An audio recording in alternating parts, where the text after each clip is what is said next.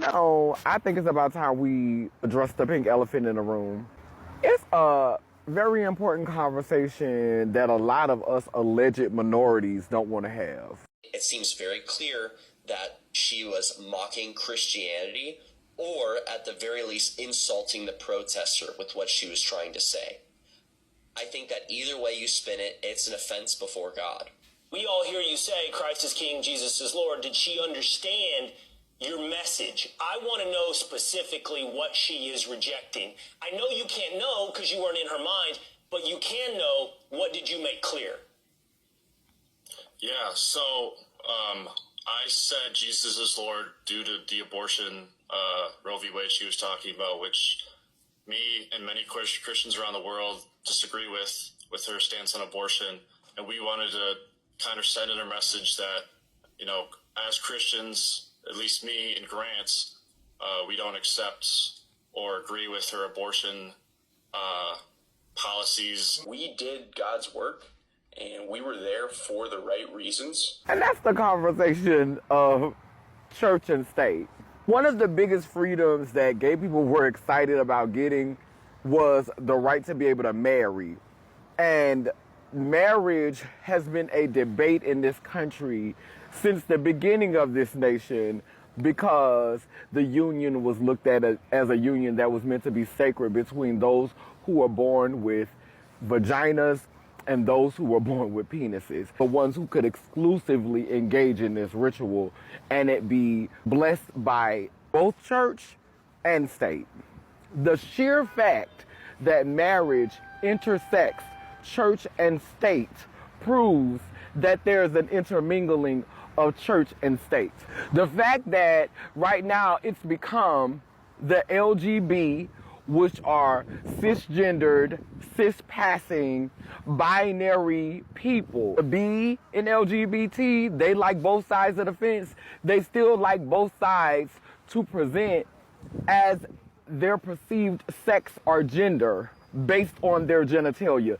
They're not pansexual, they're bisexual. The LGB represents the Old Testament. The TQIA plus represents the New Testament. So he didn't want a 13-year-old boy to say, oh, I'm a girl now, and then go in the girl's bathroom. He didn't want that to be a thing. It has nothing to do with gay people. Like I was mentioning before, there's a lot of policies like, oh, the LGBTQ community, when it has to deal with trans stuff. It has nothing to do with sexual orientation. It's everything to do with gender identity. And because when it comes to the right, a lot of the times, all the things that they're trying to put forward and put bans on is the TQ plus. And as of late, we've seen some little inklings of the LGB included in that, mainly because the left, majority of the gays, are really harping on, you know, we're a community, we're all together. Well, they're going to kick us all out. They're going to get rid of all of us. And I want protections for trans people too. As an adult, do what you want to do. But it's hard to even defend them when they're going so hard on the kids.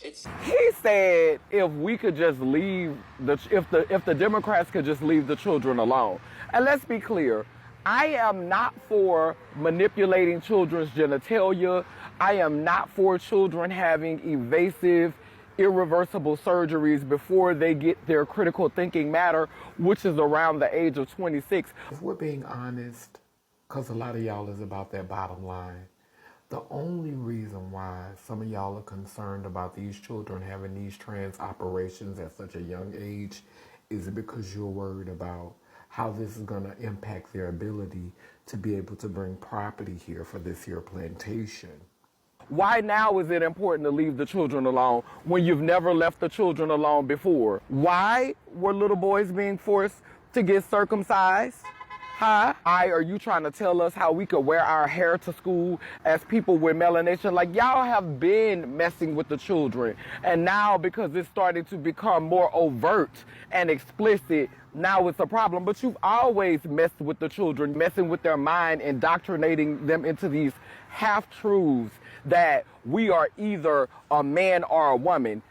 You can be male, female, and you can also be a bunch of variations of intersex. Yes, intersex people do exist. So stop trying to act like there aren't variations in our DNA. We're not just all X, Y, and XX. And let's be clear, Everything that has an XY chromosome does not have a penis. So even the XY chromosome is not exclusive to beings born with penises. So get your life together. Like, there's a gray area, and some of us have that gray area going on mentally. It doesn't always manifest physically. Then he was like, you can't say what a woman is, just like y'all can't say what a man is. But gay people, some of you gay people be about to have a heart attack when somebody calls you girl or when somebody call you a woman. Clearly, you can define it. Being a woman is about standing 10 toes down for what you believe in as a woman, walking in that, in some way, living through the struggle that comes with experiencing misogyny and sexism and patriarchy, like understanding that there is a gender, there is an energy, there is a style of expression that is being oppressed. Being a man is about understanding that there are certain expectations that come from you as a man, certain privileges that you can ascertain if you uphold those ideologies that speak to what a man is, if you stand 10 toes down for that. And so they are constructs. But genetics, that is something that is woven like a tapestry. Just as sure as I have a line of grandmothers and great-grandmothers and a mother whose genetics I descend from, and I have a line of a father and grandfathers and great-grandfathers whose genetic codes I also descend from. They came together to create me, and so I can own that space for my foremothers just as well as I can for my forefathers. My appendages or sexual anatomy does not always align with how my energy is gonna manifest, nor does it have to. And to the many of you who are quick to yell, you can't choose your sex, tell that to the parents who are around here picking their child's sex through IVF.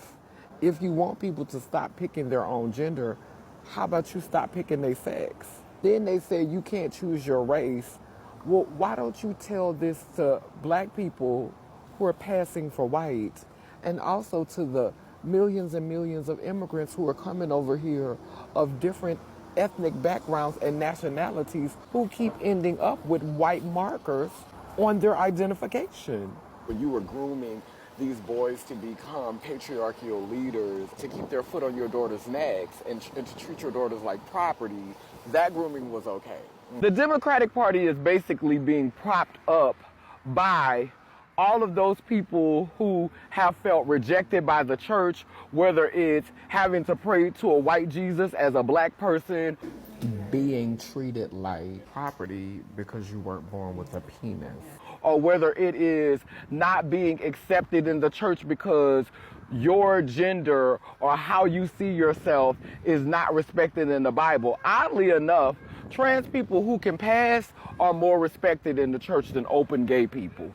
That's a whole nother video. I'm not going to get into all that right now. The Democratic Party continues to become stronger because there are so many people who are just not celebrated, who are not honored, even acknowledged when we're looking at politics through a Republican gaze, which is really centered around old Catholic money, old church money, old Fran Angelico money, old Jewish money. If we would just be really honest and willing to have a serious conversation about how church and state, bottom line, is really just a lot of minorities who have felt unseen and unheard by the church, which at the end of the day is really running everything. We still got In God We Trust on the dollar. Matthew 6:24 literally teaches, thou shalt not serve two masters. So if you're that gung-ho over Jesus, if you're that gung-ho over the Lord, if you're that gung-ho over your faith, then what you should be doing is spending more time with your religious institutions trying to work towards getting the church more power than it already has, as if that's at all possible. Because I am not opposed to having our spiritual beliefs, our religious practices align with our government. In fact, I think that they should. But I think that first, we need to create a religion that is more encompassing of the diverse people, of the nuance that we have as a society, as a civilization. We literally live in America, which is supposed to be home of immigrants from all over the world who are coming here every day. Almost 400 million people in this country with different spiritual beliefs. Like, let's have some respect for nuance. Let's have some respect for diversity. And we're not even going to talk about my indigenous ancestors who were already here practicing something different that y'all just totally deleted and disrespected their religion and culture. This is why we continue to do the work of building Laylim Layler Nation.